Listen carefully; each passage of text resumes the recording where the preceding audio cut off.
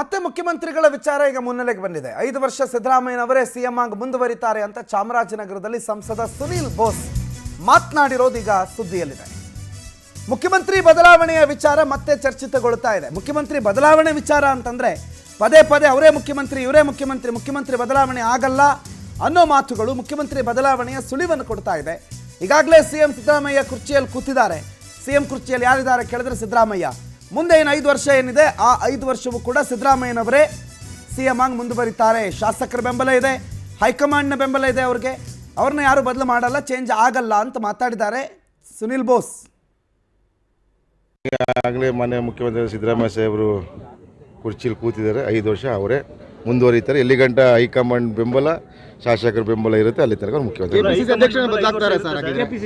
ಅದು ಕೂಡ ಹೈಕಮಾಂಡ್ ಬಿಟ್ಟಂಥ ವಿಚಾರ. ಯಾಕೆಂದರೆ ಈಗಾಗಲೇ ಕೆಲವರು ಹಿರಿಯ ನಾಯಕರುಗಳು 2 ಹುದ್ದೆ ನಿಭಾಯಿಸಲು ಎಲ್ಲೋ ಪಕ್ಷ ಸಂಘಟನೆ ಹಿನ್ನಡೆ ಆಗ್ತಿದೆ ಅನ್ನೋ ಮಾತುಗಳು ಕೇಳಿ ಬರ್ತದೆ.